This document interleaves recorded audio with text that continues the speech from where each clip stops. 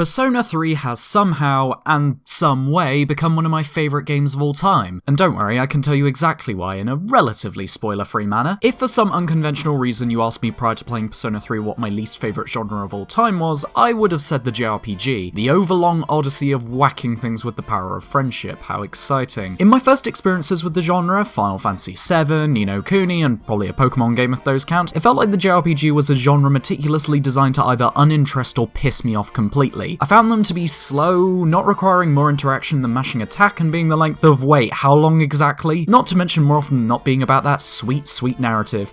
Yeah, it's daunting to say the least. But then Persona came into my life when its 5th entry rolled around, and everyone on the internet was like, "You never see it coming. You see that my mind is too fast for eyes." And so I emulated Persona 3 FES instead so I wouldn't have to spend any money. So what the hell did you do, Persona? If you're a turn-based JRPG with a focus on story, what signals did you send to my brain that made me want to play all 71 hours of you? Short answer, being a well-designed and well-written game that has a lot of characters I want to smooch and a killer soundtrack. But long answer, let's burn some bread, gents. So it all starts with your protagonist, who goes by my preferred name of Precious Emo's son, but I guess his canon name is, Minato? Makoto. Which one's the canon one again? Who moves to Japanese city Iwatodai as a transfer student at Gakukan High School. Fortunately, our protagonist just so happened to move to the school that has all the waifus and good boys, but unfortunately ends up in the midst of an invasion of creatures called shadows that feast upon human souls during a time known as the Dark Hour. So, your task as the new member of Shadow Elimination Group C's is to explore a dungeon known as Tartarus with other school students and combat the shadows using the power of your persona. It's like a JoJo stand, but it's formed by puberty and gunshots.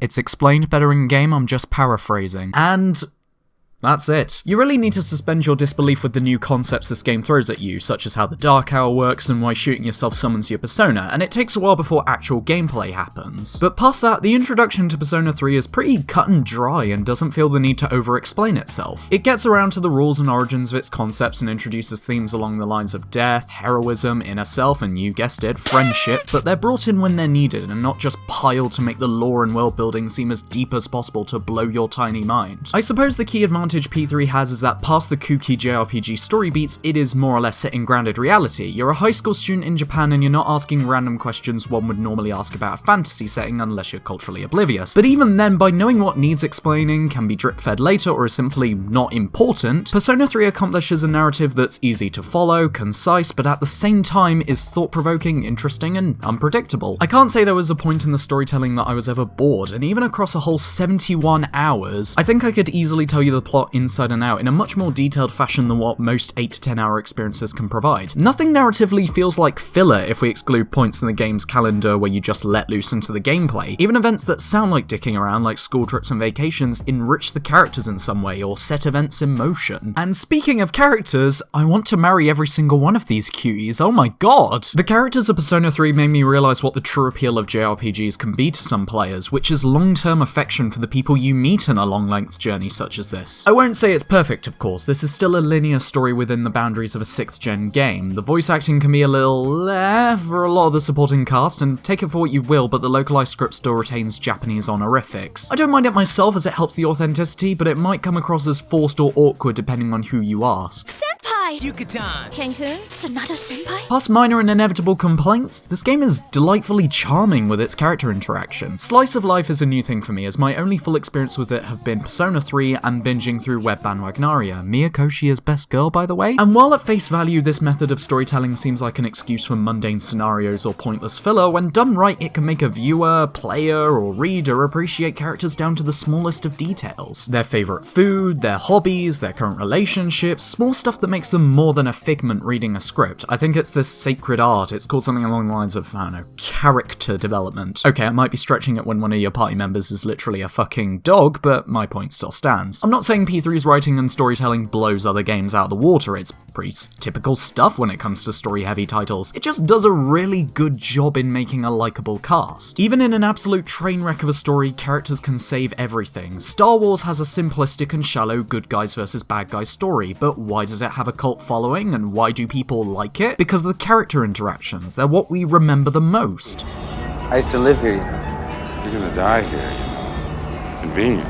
P3's cast is memorable, relatable, and it makes the fandom a joy when everyone has fun filling in the blanks of what characters do off screen. Be it Mitsuru, a capable and intelligent individual who struggles with approaching others due to her upbringing and social status, Yukari, a popular and upbeat girl who values her relationships with others but refuses to open up about her past, or Junpei, the best character in the game! I say, without exaggeration, that Junpei is my favourite character, and probably my overall favourite character in any game, simply because of how much I relate to him. Initially seen as a class clown, he comes across as brash, perverted, and, let's be honest, extremely dumb and annoying, but it all comes to perspective as he chooses to open up to the player. Junpei is very insecure. While his light-hearted behaviour is still a part of who he is, it's also somewhat of a facade that he keeps up for the sake of validation and wanting people to like him. Over the course of the game, you're told that eliminating all of the boss shadows will bring an end to the Dark Hour. That's a good thing. No more shadows, nobody else has to suffer or potentially die. And while Junpei knows that's a good thing, he's still uneasy at the thought. Realizing the power of his persona and using it to save the world is, in his mind, the most he'll ever accomplish. It's the threat of having his power taken away from him and losing his newfound purpose that he's afraid of. And while the world may be saved, nobody else will know he and his classmates did it, let alone that it was under threat to begin with. And going back to being a regular school student that's on the verge of failure,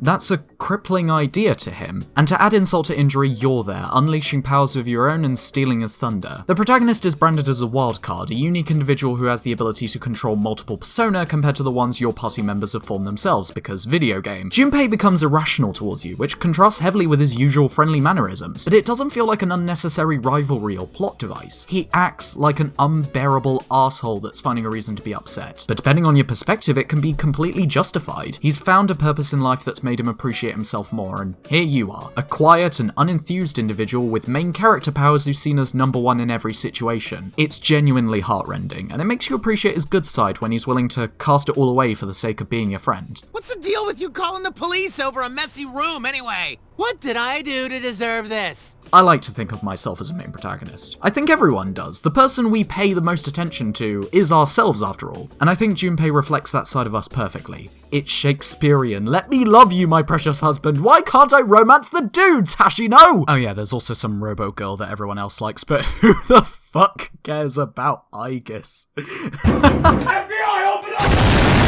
Dialing out of the waifu and husbando debates, Persona 3 is also a pretty good game, as in a game that you play, just putting that out there. It follows a calendar system where actions such as hanging out with your friends, belting at the karaoke bar, getting potential food poisoning, and chatting up girls in Final Fantasy XIV all take a chunk out your day before moving on to the next. I loved this system way more than I was initially expecting, for a multitude of reasons. The life sim element of Persona is more than just a visual novel that bridges the gap between killing shit, and you actually need to be micromanaging how you spend your free time. Not only are you hitting those books to make sure you'll actually accomplish something in your pathetic life, but everything else influences the JRPG aspect in some way. You might need to go shopping to fetch some new weapons and items, take yourself to the bathroom every now and again to perk up before battle, and every single person you know is clingy and insecure, so you bet your ass you're gonna get noodles with them, big boy, if you want the power of Poseidon, god of the sea. Jeez, leave me alone! Or in layman's terms, level up your social links. Social links are essentially little side quests that involve hanging out with a character in order to befriend them. Spending time with a friend will eat up your whole day, and it's 100% optional, but provided you're on your best behaviour, it will level up your bond. Every character is associated with an arcana, like Tower or Lovers, and by leveling up that specific arcana, it will buff and level any persona you obtain in future that fall under said arcana. What this results in is pestering one person who falls under an arcana you want to level up, desperately trying to be their bestie, then once you've obtained ultimate power from maxing them out, you just never talk to them again.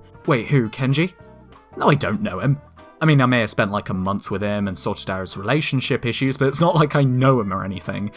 I don't know him at all. But just because Emo Child has the ability to become God by being a good boy and nodding his head does not mean social links are a pushover. These bastards are stubborn, like really, really stubborn, and you kinda need to give every social link a grace period of a couple of days after leveling up. Otherwise you'll get that bullshit "your bond will be stronger soon" message and waste an entire day you could have spent flirting with Junpei. Not that you can actually flirt with Junpei because this game doesn't know the concept of happiness, but I digress. Bullshit. There is one last little thing you can spend your time on, and it's kind of important because it's the other half of the game, Tartarus. Or as I like to call it, Makoto Yuki and the Chamber of Just reiterating in case you've forgotten, but by having the potential to wield a persona, you and your party members have access to the Dark Hour, the hidden hour between one day and the next, and if you decide to stay up late, you can venture to a towering complex simply known as Tartarus. Tartarus? What's that? Sounds like toothpaste. It can sound like whatever you want, you're too precious to be wrong. This is where you'll be spending most of the game, because if not, well, you're going to be chewed up and spat out, sunshine. Tartarus is what you come to expect from any JRPG dungeon. With 3 of your party members, you need to climb its many floors, discover items, and eliminate any shadows you find in order to level yourself up for future encounters. Structurally, it's very familiar stuff until we move on to the battle system. Boy, I hope you like glorified tutorials in your game reviews, guys. Sorry, I just really like talking. So, the battle system. It's standard stuff at face value. Turn-based combat, standard attacks, skills, items, but you really need to rethink how you approach battles. And this is what got me ultimately invested in P3's gameplay. It changes depending on the situation, but to put it simply, you want to finish up battles in as few moves as possible and refrain from using standard attacks unless absolutely necessary, simply because, well, they're very situational. They don't do as much damage as everything else at your disposal, and more often than not, they'll just deal damage. They won't do anything else. It's a weird downside to bring up, as one would assume damage is key, but this is where your persona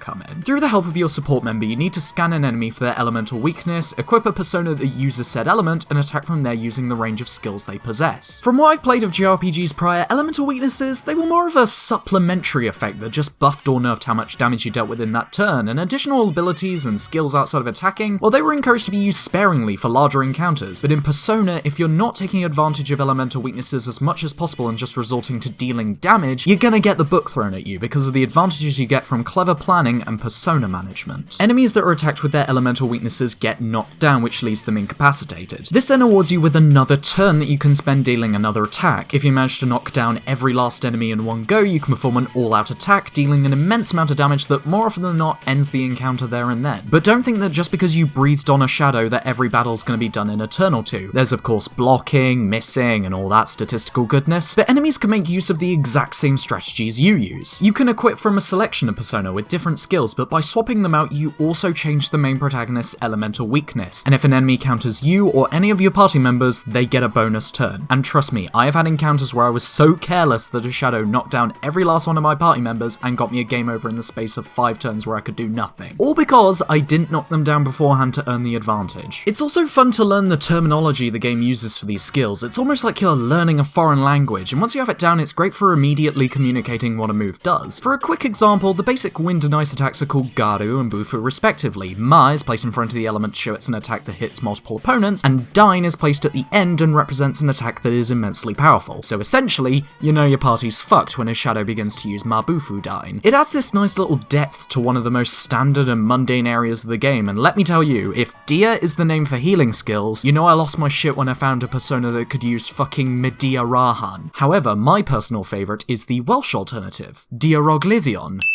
That literally just means deodorant, I was just trying to be clever. So, now we have the basics of combat down, let's move on to the importance of persona management. I think they have some kind of relevance when the game's named after the things. When you begin your journey, you start with a single persona with a very specific and limited moveset, and I'll be honest, you can ditch Orpheus real early into the game, you find better ones later guys, let's be real. And after a battle in Tartarus, you have a chance of getting what's called shuffle time, where a series of cards shuffle around and you pick one. It could be something basic like more XP, more health, or a new weapon, but the ones you really want to go for early game are new persona. As we discussed earlier, elemental weaknesses are super important to get through the game because of the impact they can have in battle. So most experienced persona players will tell you that a versatile party with a crap ton of abilities and elements is much more important than having 2 or 3 that are extremely powerful. So once you have your dream team together, powerful fighters forged from the heart, it's time to murder the fuckers by fusing them together in the Velvet Room. The Velvet Room can be accessed in Tartarus or in the mall after school and gives you access to a range of facilities thanks to everyone's favourite long-nosed grandpa, most notably fusing. It's a simple process of combining 2 or more persona and in return receiving a new one to help you fight, and depending on the arcana that persona falls under, it can level up there and then depending on your social link level of that respective arcana. I hope you're taking notes guys, there's a test on Friday. It's really forgiving and lets you get creative with it, as later on in the game you unlock the Compendium, where you can manually register a persona and its statistics so you can recover it later for a modest fee if you happen to dismiss it or use it for fusing. So provided you track down a lot of spares and keep your social links in check, you can treat yourself to ethereal creatures of the heart that can actually pull their weight.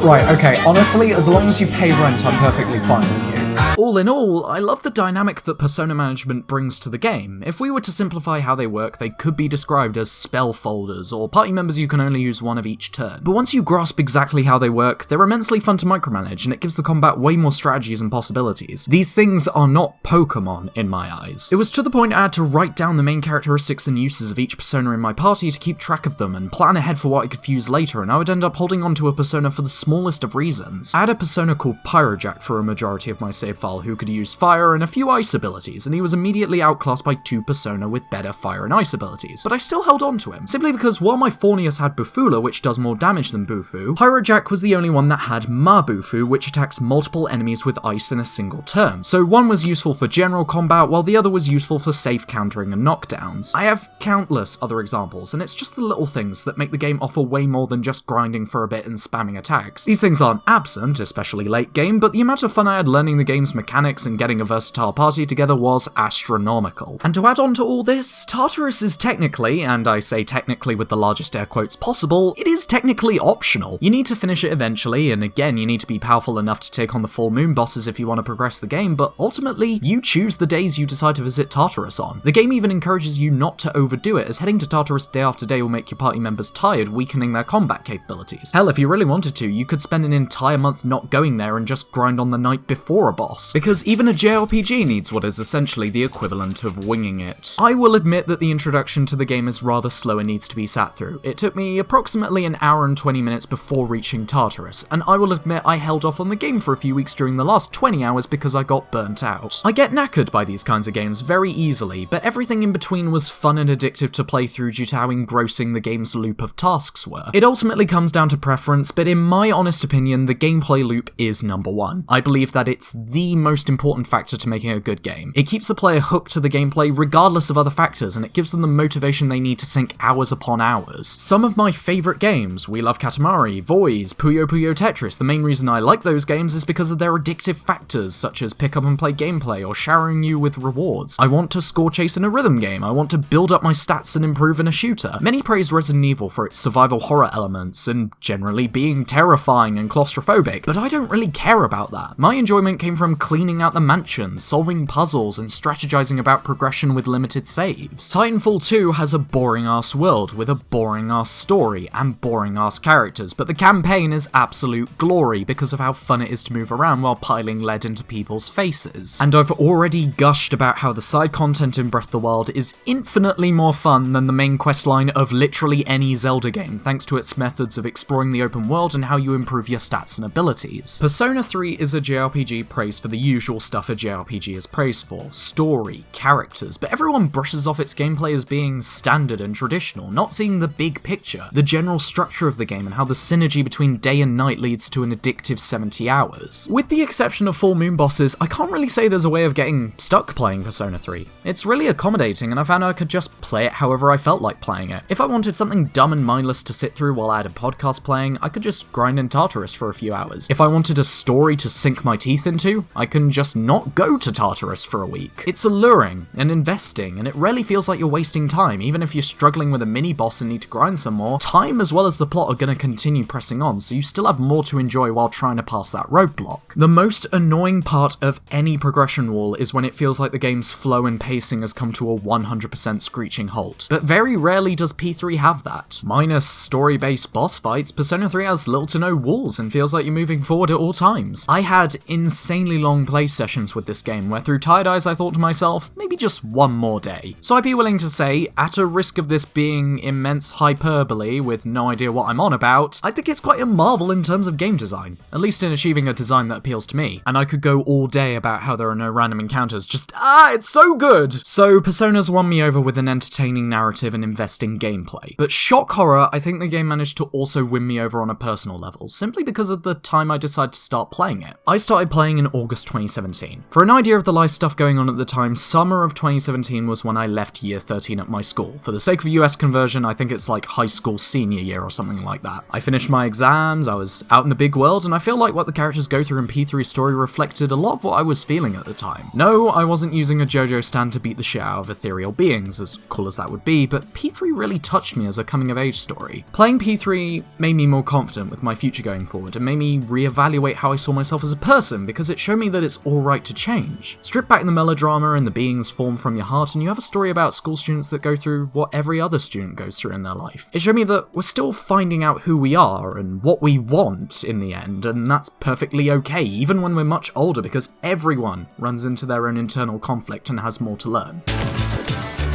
She's trying her best, okay? It also showed me that the bonds we forge are important and sculpt us, and I'm not going to hide anything when I say that over the course of this game, I had numerous occasions where I just spaced out completely and thought about how lucky I was to have the people I love dearly in my life. In fact, it's appropriate how characters and persona in this game are represented with arcana, a medium used to suggest the future. It's not common in tarot to identify an individual under a single arcana. In fact, I think it's something that only persona really does, but it really brings out a lot of a character when you make the connections. The chariot arcana represents determination and a heavy responsibility, similar to how Kazushi of the Chariot social link is determined to win a tournament not just for his sick nephew, but for his pride. The Fortune Arcana represents further opportunities at a cost, similar to how Keisuke of the Fortune social link is unsure if he wants to leave his school life to study medicine. And if we want to be really fun with this concept, I personally identify under the Moon Arcana, which represents dreams, fantasy, and the subconscious. Imagination outside of life, my interpretation of a person who meets with the fate of this arcana is rather blissful, but they can't help but overinterpret matters and how others perceive them, a feeling that I think affects me all too frequently. I always worry about how everyone in the world sees me. I consider it my biggest fear, being alone, isolated, so I always overinterpret my actions to try and come across as an ideal person to be around. I guess that's why I like Junpei's character, is he tries to present himself at the centre of attention, but ends up being nothing more than brattish about it. Again, a scenario that's all too familiar to me. During my school life, I saw myself as prudish, a blank slate, simply because I had so many eyes on me and I worried about not having anyone to be with if I fully embraced who I was. I, at times, tried to get a feel for the current mood and just overdo it in trying to fit in that I'd end up making a fool of myself either way. As a result, while I did indeed have friends and peers, I didn't find myself being too close with them. In fact, I split away from nearly everyone after I left. I consider the last couple of years to be a dramatic change for me, not just as a turning point in my lifestyle, but by being more confident in myself, and Persona 3 made me come to that realization. This is what I mean by how relatable the game is to me. I won't guarantee the same experience, and I won't give the game brownie points for finding the right person to play it, but for me personally, I think this game, and potentially the series, is going to have a part to play in who I am and who I'll gradually become in future, and I think that's why many people have such affinity for the series. It's eccentric, to say the least, and again you need to suspend your disbelief. But it does a fine job in reaching out to people, and shows them that it just takes time to realise what's wrong and how you can fix it. For a game that's well known for being ultimately depressing and touching on subjects such as death and existentialism, I can't help but feel comfort from Persona 3 as it tells an ultimately optimistic message. But hey, let's push all that pretentious heartfelt bullshit out of the way, because I'm not letting you off the hook that easy, P3. You're extremely rough around the edges, and let's just say you might be very on-off for whoever plays it. Gameplay-wise, everything is pretty solid, and I still appreciate how much there is to learn about the battle system, but goddamn is it repetitive. Just putting it out there, Tartarus has 264 flaws, and minus the enemies you encounter, do not expect any of these flaws to be unique to each other. They're procedurally generated, so you might get a new layout each time, but ultimately there's not much different other than the enemies. Yes, I was praising the game not too long ago for a fantastic gameplay loop, but every loop has its breaking point. No game exists that you cannot eventually get burned out on. Not a criticism worth minding, depending on what you like in a game, but the JRPG half of Persona 3 is purely combat, so if you were expecting other elements such as puzzle solving, exploration, or environmental world building, you're going to be sorely disappointed. Tartarus is as raw as it can get, and it's nothing more than a grindhouse to build up XP for boss fights. I personally don't mind Tartarus, as it's nice to have a section in the game I can play while my brain's switched off and don't feel like progressing the story, but it began to test my patience in one chunk of the game that I'll go over in spoiler talk later. It's a given, because it's a JRPG, but you need to be committed to Persona 3 if you want to see it through to the end. My first blind playthrough of the game was 71 hours long, and that was from rushing through a large portion of the late game. I stopped doing social links, I went straight to bed on my days off, grinded enough in Tartarus to overlevel myself, and the emulator I used was sped up most of the time. The usual estimate is around 80 hours long, but I've even had friends that told me their first playthrough was somewhere between 90 and 110, so you might want to get a takeout and weekly rations before giving this game a shot. If you want an idea of the game's difficulty, I'd say that even JRPG beginners like myself will have no problem beating the game on normal. A lot of people suggest that even intermediate players will have a better time on easy, but don't believe their lies. Play on normal, you baby! But while Persona 3 is not teeth-grindingly difficult, it certainly knows how to be inconvenient because of a series of small issues that kind of manifest together into one ball of irritation. Like, you get an instant game over if the main protagonist dies in battle, manual saves are few and far between, and the boss fights,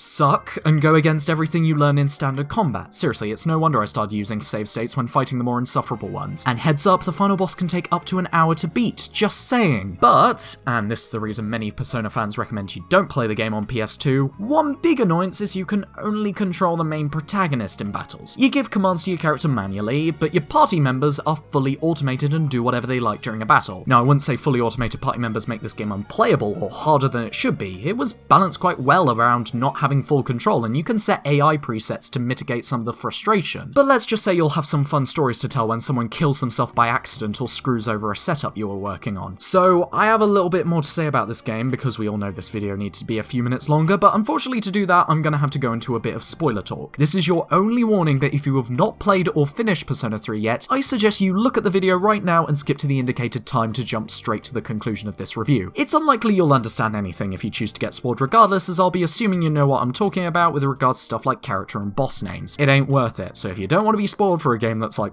12 years old, skip to the point right now. 3, 2, 1. Think they're gone? Yeah, they're gone. So now it's just you and me. I honestly feel like Persona 3 had a lot of potential that it didn't really hit the mark with. A lot of the main characters are great. They're fun, unique, and I think the game's done well when everyone has their own favourite for different reasons. But my complaints are mostly down to the interactions between characters and the development of the minor cast. The members of SEES more often than not did not feel like friends to me. They felt more like colleagues that are forced to work together out of obligation. And that's fine for the early game, as that's literally what happened, but it's when sealing away Nyx and everyone starts calling out to me that I wonder where the hell this affection was in the rest of the game. It's like starting at sea level, showing us a mountain, and not really giving us a pathway in between. Persona 3, and I want to assume every other Persona game following, has to try and hit that balance between the linear saving the world storyline and the slice of life area that focuses on character development. And the game just went way too far with said saving the world story that it feels like the game's outright missing scenes of development. I was stoked for going to Yakushima and Kyoto because I thought it'd act as a nice bit of downtime to show the characters in a more casual setting with the main plot sprinkled in moderation. But these scenes end up feeling shallow and bare because there's not much to them and they feel like glorified Tartarus blockers. One would suggest I'm declaring the game needs pointless filler in it, but here's the thing, the game wouldn't have to sacrifice anything to put that in, because again, there are days and even weeks across the calendar where quite literally zilch is happening in the main story. It's just day after day so you can work on your stats. Hell, make it optional if you have to. It could have been impromptu, social link type events, where Junpei and Yukari ask if you want to get lunch or something, or dialogue trees to delve into. Stuff like that, so the game has a bit more bulk to it, if you know what I mean, so they actually feel like a group of friends hanging out when you're not killing shadows. I loved the film festival as it opened up the characters for a lot of small talk regarding their interests and ambitions, and I wish the game did more with that. It's missing that familial element, if you get what I mean, that sense of togetherness that makes the experience more personal. As I said, it's fun seeing the fanbase fill in the blanks, but these blanks, they're huge, and it feels like the game only gives you the character's foundation so your imagination can take care of the rest. And while one would argue it's simply the direction they wanted to take for the sake of narrative, this is a game about your bonds with other people, so I think it's fair for me to say the general mood of the game is at odds sometimes. The direction doesn't feel quite right. And speaking of underdeveloped areas that could have used more time in the game, I didn't really feel anything during any of the character deaths over the course of the story. The death of Mitsuru's father was extremely disposable, as he was a walking exposition dump that had little to no interaction or connection with Mitsuru herself. Shinjiro's death was a plot device that happened way too soon, and thanks to the pacing of him joining the party and his actual death, I honestly think considering him a main character is extremely debatable. It felt like he was there only to kickstart Akihiko and Ken's arcs, only to have the narrative completely forget about all three of them for the rest of the game. Just saying, I feel so sorry for Akihiko fans, you have no idea. And Chidori. Oh god, Chidori. In return, without shedding a tear, I agreed that I'd give him my hand. In marriage. What? Chidori as a character, in general, I have very conflicted feelings about because she contributes to one of the best arcs in the game from my favourite character in the game. But there was so much that could have been done to make it better. No, I'm not salty that my love interest gets a love interest. I'm salty that he gets a boring love interest that the game doesn't bother to make relatable or interesting at all. Again, Chidori's death is extremely powerful as it changes Junpei for the better, and when I spoke to friends who had played the game, they told me that Junpei had one of their favourite character arcs. One friend friend went as far as to say that he had the best arc in all of Persona, but it felt rushed overall, like it was missing something. There wasn't really any chemistry, it didn't feel like Chidori had a reason to appreciate Junpei, and it just felt like the writer saying, hey, why don't we get the stupid comic relief character to get it on with a minor antagonist to stir up some drama. Their relationship feels like a conflict trope that rarely comes into play, and the game tries to play it off as a sincere relationship that meant something. It could have been an interesting morality dynamic, as Junpei starts out conflicted about whether or not he wants to destroy the Dark Hour, but the game never makes this connection, and it misses out on so many opportunities. Though I guess to do that they would have to establish some kind of motive for Chidori's actions, because you forget about her association with Strega amazingly quick. I don't consider these spoilery complaints to be the game's downfall. I still love what's there. This is just what I feel like could have been done to make the storytelling a bit more powerful, and I can't help but kick myself. I know these ideas are there, they just haven't been fully realised, at least just in P3, which as of writing is the first and only Persona I've played at this point. But moving on to spoilery gameplay complaints, January just sucks. Let me preface by saying I really like Persona 3's ending narratively. It's a satisfying ending, it ties up loose ends, and minus my previously mentioned issues with the general plot, I probably wouldn't change a single thing about the ending. It's just that the last 20 hours or so, gameplay-wise, are an immense slog, and they bring out how repetitive Tartarus can be. Persona 3 is very replayable. Shit, I played through quite a reasonable chunk of it a second time just to grab footage. But if I decide to go any further in this second playthrough, I think I'm just going to do the bad ending where I kill Ryoji and then just end it at that, because having to grind and climb through Tartarus for the final boss isn't fun or challenging. The boss itself isn't challenging at all, it's just fucking annoying, and I don't want to experience it again, and the only way I was able to get through the ending was by muting the game, turning my emulator speed to max, save stating every single time I went up a floor, and playing my Spotify list. I am not exaggerating when I say I wouldn't have finished the game if I played it on console as originally intended. I've heard from friends that tedious final bosses in Persona are par for the course, so I will say that thematically and narratively, the Nyx avatar is a very well designed boss, but after playing for 71 hours, I think only about 54 of those I'll ever want to revisit. The only way you could get me to finish the game properly for a second time is when I eventually get round to the female protagonist route, but other than that, never again.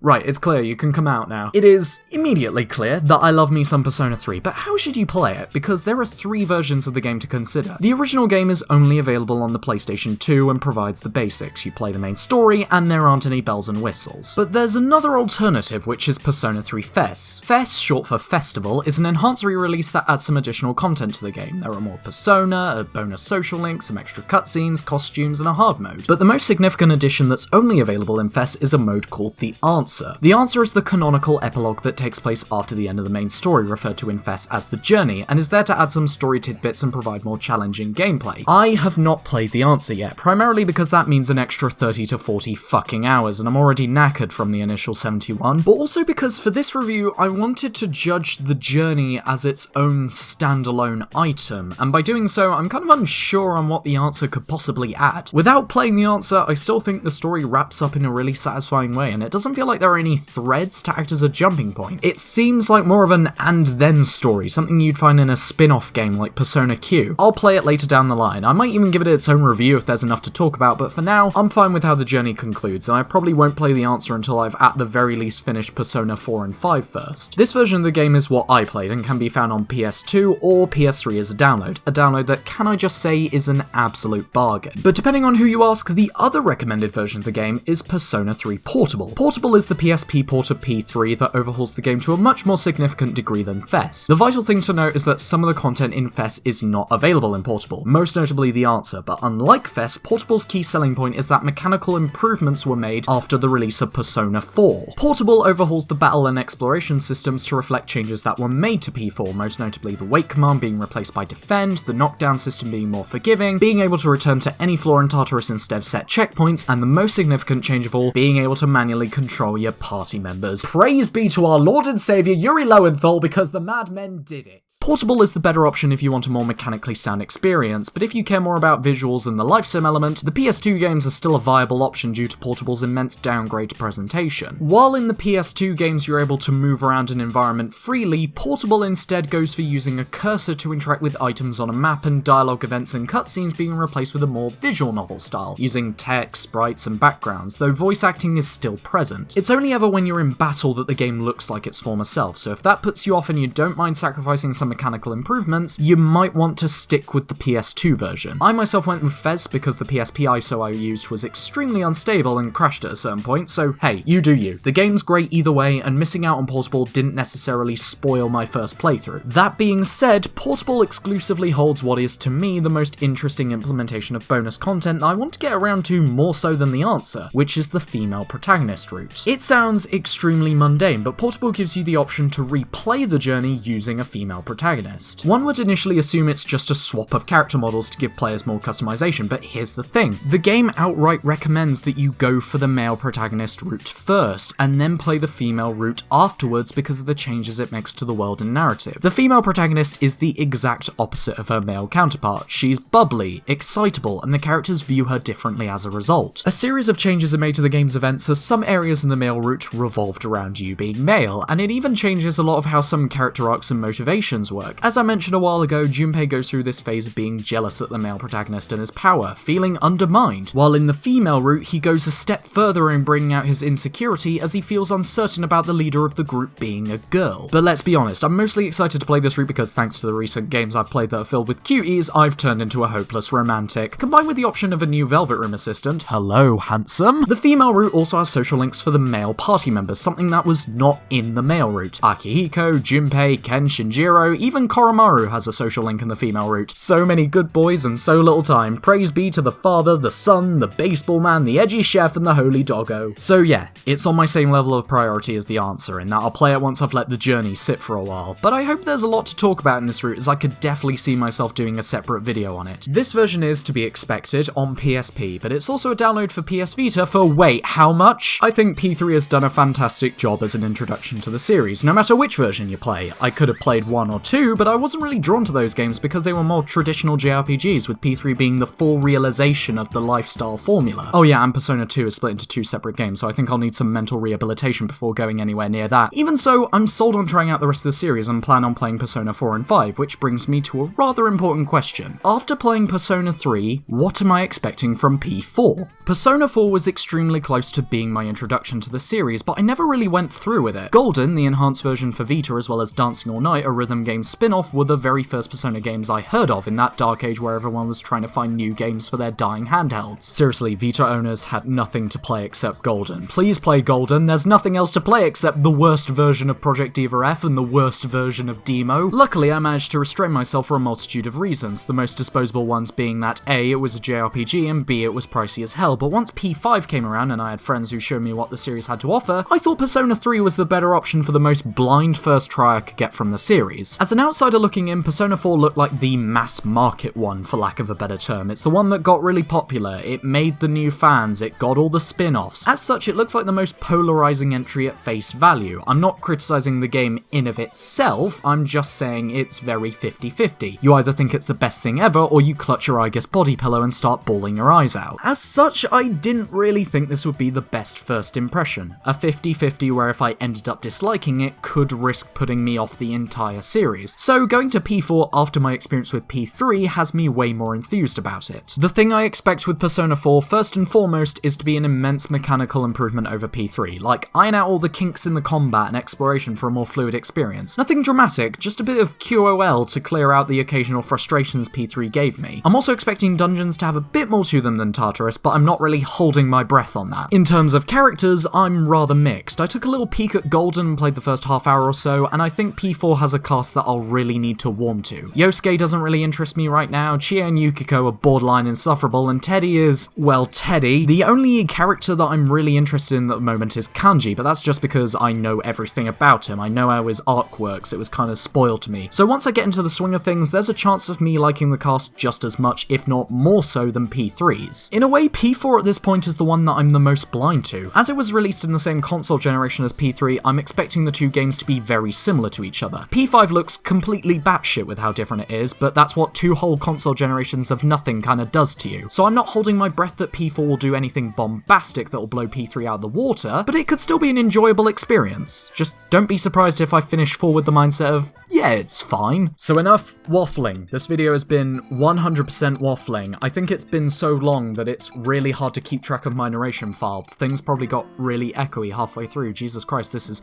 quite a comeback you've got here, Joe. I could talk about other areas like the soundtrack, the masterpiece that is the bad ending, and especially the masterpiece that is the animation. Just, mismatched proportion arms, they're my fave. But I'll just let the game speak for itself, because I cannot recommend it enough. It tells a story and provides a gameplay experience that, from the perspective of a newcomer playing in 2017, it's timeless. It's thanks to P3 that I'm able to appreciate an entirely new type of game, and I give it my thanks. I finished the game in an emulator, but I still imported a PS2 copy from the US just so I could take it out to dinner. I don't consider my praises to be far-fetched, because looking past the fact that this game resonated with me personally, it's still a really fun and well-made game from a mechanical perspective, and I cannot recommend it enough. Even if you're an absolute beginner at JRPGs that has no idea what they're doing, Persona 3 is a worthwhile experience that you need to get around to one of these days. Despite being part of a genre that for years I proudly declared I hated due to going against what I appreciated in games, Persona 3 has gladly taken a spot in being one of my favourite games of all time, which also means I'm finally prepared for the dancing games, which are going to be infinitely better by default. Just think about it, guys, it's a rhythm game, it's got Persona characters, the Persona characters are good boys,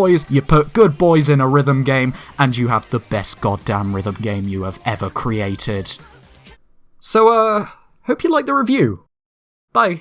Yeah, in hindsight, I'm thinking that maybe video games are a little bit shit. Hi everyone, you alright? My name is Guru, but you can call me Joe if you like. We don't need to stick to formalities. Hope you liked this first review back after God knows how long on hiatus. I was like trying to restructure things because I didn't really like my older content that much, and I thought I was doing a lot of stuff that I really hate. And I was getting really fucking boring, so I hope this was a step in the right direction. I hope you enjoyed yourself. This is mostly just for the sake of promotion, because we gotta plug them links, y'all. You know what, this is the problem. I've been hanging out with too many Americans, I've started using y'all in my speech, and I think I'm slowly dying. But either way, if you've been just following me through my channel and you're thinking, ayo, this bastard's been a bit dead for a few months, well, that's not actually the case. I have a Twitter, you can go follow that if you like. I mean, there's some shit posts, there's some hot takes, there's some nice little bit of industry insight every now and again, and there's 100% Junpei approved. This is also ample time to promote two very lovely sods that I dragged along for this train wreck. First and foremost, you ever look at that lovely little dough person and just think, who made that lovely little dough person? Well, that's actually Jessie, aka Jessie T-Mom, who you can follow on Twitter as well. She is good artist, she is good friend, she good person. You could go follow her and say, hello mum, you're actually doing a very nice job, and I love you. And then there's also Prime Hylian, aka Rob. He actually did my new branding, because you were probably watching this video and thinking either one of two things. You were either thinking, oh Joe, your channel's looking pretty damn sexy right now, or oh Joe, my eyeballs are hurting.